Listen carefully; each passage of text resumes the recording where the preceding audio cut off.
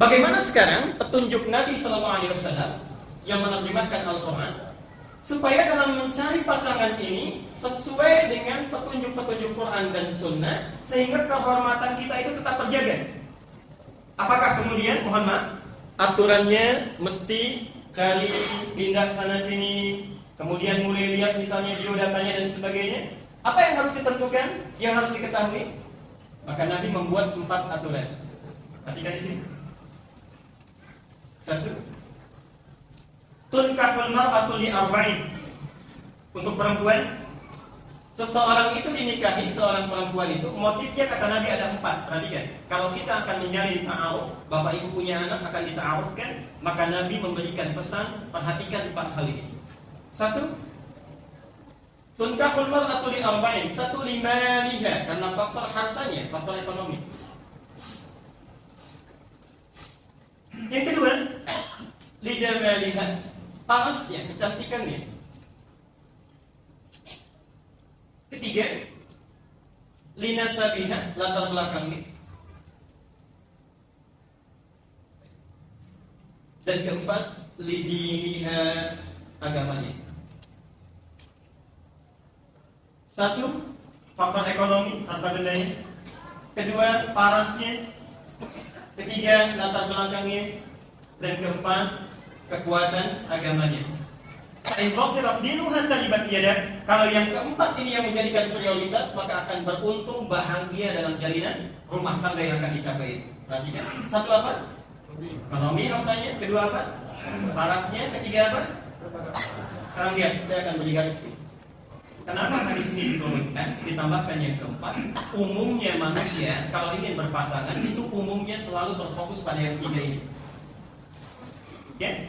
Manusia umumnya ketika akan mencari lawan jenis berpasangan itu umumnya fokus pada yang 3 ini. 1, perhatikan, saat mulai melihat ada faktor yang menikah itu karena faktor harta benda saja. Maaf, bahkan ada kesan lebih baik mencari seseorang yang kaya daripada seorang yang cantik tapi tidak berharta. Atau sebaliknya. Nah karena itu diluruskan oleh Nabi. Perhatikan konsepnya. Ini yang barangkali jarang ditemukan di beberapa wilayah. Memperhatikan calon istri atau calon pendamping dalam konsep ta'aruf dari faktor ekonomi itu penting, dari faktor harta itu penting. Tapi yang dimaksud harta di sini, ekonomi di sini, itu tidak terletak pada kaya atau miskinnya. Perhatikan dalam hadis yang lainnya. Saya simpel saja terangkan dengan cepat. Yang dimaksud faktor ekonomi ini, carilah pasangan yang bisa memiliki visi hidup yang sama dalam mengelola harta yang nanti didapatkan. Tadi ini perintahnya kepada laki-laki atau perempuan? Laki-laki. Perhatikan sini ya.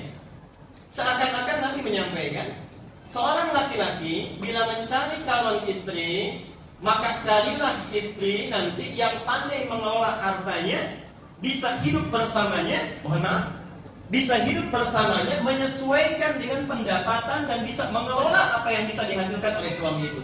Apa maksudnya? Maaf, kalau suami misalnya baru punya pendapatan 5 juta, maka jangan cari calon istri yang zakat malnya saja sudah 10 juta. Keperluan salonnya sudah 10 juta. Ini nggak akan berimbang.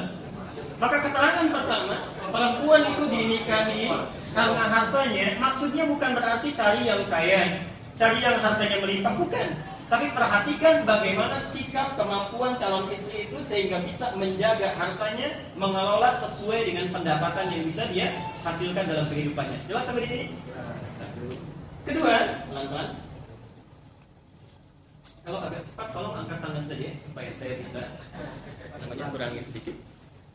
Yang kedua, panasnya, kecantikannya. Di sini juga seringkali orang keliru, mohon maaf.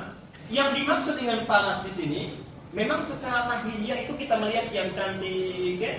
Yang subhanallah kita bisa menarik hati dan sebagainya. Tapi perhatikan, dalam ilmu psikologi saja, ilmu psikologi, cantik itu relatif. Kecantikan itu relatif. Kalau jelek itu enggak.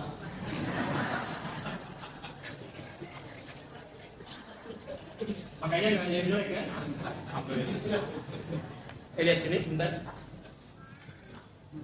Karena kecantikan itu sifatnya relatif, perhatikan. Karena itu Nabi mengikat nilai kecantikan ini dalam sabdanya. Perhatikan. Seorang perempuan yang cantik, istri yang menawan itu, yang soleha itu, perhatikan, jika engkau memandangnya, tenanglah hatimu.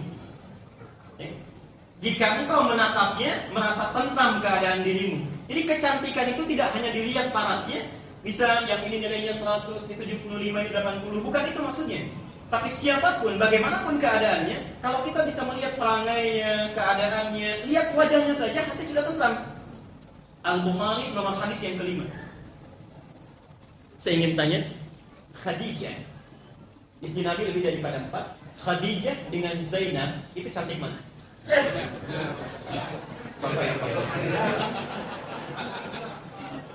Saya ulangi. Khadijah dengan Zainab, ibu sebentar, bapak-bapak dulu ya. Cantik mana, Pak? Zainab. Ibu, Khadijah dengan Zainab cantik mana? Sudah lain kan? Umumnya laki-laki itu membayangkan yang fisikal, Zainab. Ibu kebanyakan Khadijah. Perhatikan, pertanyaan saya satu, Bapak tahu dari mana Zainab?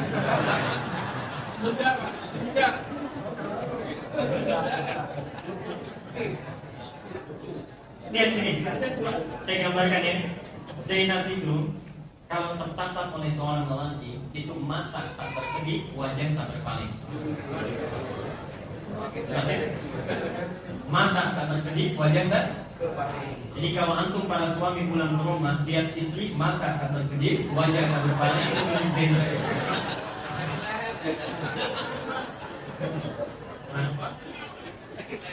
Kenapa fokus ke sini? Tapi subhanallah, selama hidupnya Zainab itu tidak pernah disebut-sebut oleh Rasulullah bahkan dalam tidurnya. Saat Rasulullah sudah ditinggal oleh Khadijah, menikah dengan Aisyah bersama istri yang lain, di antara sekian istri beliau tidak ada yang pernah disebut hingga ke tidurnya kecuali Khadijah. Khadijah. Saat menikah beliau sudah menjadi seorang ibu, sudah tidak muda lagi. Fisiknya dibandingkan dengan Aisyah, apalagi Zainab barangkali secara fisikal tidak seideal itu, tapi subhanallah disebut dalam tidurnya. Kalau ibu ingin tahu di antara kehebatan Khadijah, subhanallah, Nabi satu kali Pak itu pulang dari Buah Hira, wahyu belum turun. Di tengah jalan, dia di Al-Bukhari nomor hadis yang kelima. Di tengah jalan tiba-tiba sedang siang bolong di awal masa Islam, ada yang panggil Muhammad. Lihat kanan gak ada orang, kiri gak ada orang, ke belakang juga tidak ada, subhanallah. Tiba-tiba lihat ke atas, ada laki-laki rambutnya panjang, pakai jubah seperti orang duduk. Ya Muhammad. Bayangkan Pak Hasan kalau siang-siang lewat Malaysia. Ada orang lagi, Pak Hasan kanan kiri gak ada, belakang gak ada, di atas orang rambut panjang pakai jubah, apa yang dilakukan? Lihat bahasa hadisnya. Faru'ibtu minhu, saya takut luar biasa. Ra'ibah itu artinya bulu kuduknya sampai berdiri, merinding. Itu subhanallah. Langsung lari Nabi, kemudian lari ke rumahnya, ketok pintu dengan kencang. Ketika dibuka Khadijah, baru lihat saja Bu, subhanallah. Baru lihat. Itu subhanallah, hilang setengah kekhawatiran. Baru lihat wajahnya. Disambut dengan senyum, tidak ada kekhawatiran, diajak suaminya, minta diantar ke kamarnya. Perhatikan hadisnya. Sampai di kamarnya minta diselimuti. Mendengar kata-kata Khadijah, hilang seluruh kekhawatiran. Duhai suamiku sayang, engkau itu seorang yang sangat baik, tidak pernah punya musuh, selalu menyambung silaturahim. Jangan khawatir, aku selalu bersamamu dalam suka atau duka. Subhanallah, hilang kekhawatirannya, tenang jiwanya. Baru turun surah Al-Mudaththir ayat 1 sampai 5. Perhatikan, bapak pulang kantor dalam keadaan gelisah, capek luar biasa, banyak persoalan, dibukakan oleh istri, tenang atau tidak? Perhatikan, kalau mendapati keadaan demikian berarti baik keadaan ibu. Bu, saya pernah sampaikan ya, kenapa istri Nabi itu lebih daripada 4? Karena subhanallah, semua tipikal istri perempuan di muka bumi ini itu terwakili oleh istri Nabi SAW. Jadi di antara ibu nanti ada yang mirip itu seperti Khadijah, seperti Zainab, seperti Aisyah, seperti Ummi Kulthum, seperti Maimunah dan sebagainya. Tinggal ibu temukan kira-kira milik siapa, pelajari bagaimana mereka mendapatkan pendidikan dari Nabi SAW. Sekarang senyum aja dulu, nanti di rumah dilihat-lihat ya. Lihat sini. Jadi yang dimaksud cantik itu adalah peranainya, akhlaknya, kebaikannya, yang kalau kita menatap itu ada ketentraman di hati. Sehingga kalau nanti berumah tangga itu subhanallah. Jadi kalau ada persoalan itu, ada sesuatu, tidak harus berkomunikasi pun hati sudah tenang, sudah nyaman. Jadi ini bagian yang kedua. Cantik yang dimaksud di sini adalah perangai yang baik. tiga ini latar belakang. Subhanallah. Dilihat pasangan kita ini asalnya dari mana, pendidikannya dari mana, kemudian anak siapa, keturunan siapa dan sebagainya. Hati-hati kata Nabi, jangan engkau cari perempuan yang al-mar'an nisa'ul hasna atau imra'atul hasna allati tanbutu fil manbatis su'. Jangan engkau cari seorang perempuan calon istri walaupun cantik tapi tumbuh di tempat yang sangat buruk. Tumbuh di tempat yang sangat buruk. Bapak Ibu sekalian, ini tolong fokus ke sini. Saya mohon sangat karena kemarin terjadi kasus di MUI. Ada seseorang menikah. Kenapa ini penting dipastikan latar belakang? Satu, untuk memastikan, ini yang paling penting, apakah ada hubungan mahram atau tidak. Beberapa bulan lalu ada kejadian menikah, sudah punya 3 anak, ternyata diteliti itu berasal dari satu ibu susuan yang sama. Satu ibu susuan yang sama. Akhirnya mau tidak mau dipisahkan padahal sudah punya anak 3. Karena itulah pada bagian yang ketiga, ini sudah mulai serius.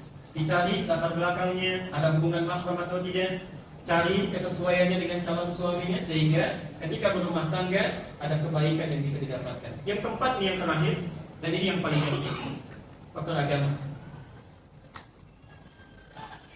Nabi menyampaikan, kalau ada seseorang datang ke rumahmu, engkau ridhoi akhlak dan agamanya, maka jangan pikir panjang, segera nikahkan anakmu dengan orang tersebut. Subhanallah, perhatikan urutannya. Kalau mengurutkan seperti ini dalam hadis itu, jangan diurutkan dari atas ke bawah. Kalau kita ingin hitung dari atas ke bawah, maka urutannya ini harapan 1, juara 3, juara 2, juara 1. Harapan 1, juara 3, juara 2, juara 1. Jadi kalaupun ada orang yang misalnya mohon maaf, pengelolaan hartanya baik tapi agamanya kurang baik, belum ideal. Ada orang yang perangainya baik tapi agamanya kurang bagus, belum ideal. Bahkan seorang ulama pernah menyampaikan, ini agama nilainya 1, yang ini 0, yang ini 0, yang ini 0. Jadi kalau ada seseorang misalnya bagus pengelolaan hartanya, tapi agamanya kurang bagus, berapa nilainya? 0. Bagus perangainya, berapa nilainya? 0 lagi. Bagus kemudian yang ketiganya, dari sisi latar belakang, S1, S2, S3 misalnya, subhanallah. Tapi tidak bagus agamanya, berapa nilainya? 0. Perhatikan. Ada seorang agamanya bagus, sudah bagus, pandai mengelola harta. Berapa poinnya? 10. Sudah pandai mengelola harta, cantik, luar biasa. Berapa poinnya? 100. Sudah seperti ini, latar belakangnya juga bagus. Berapa nilainya? Subhanallah, ini yang paling sempurna.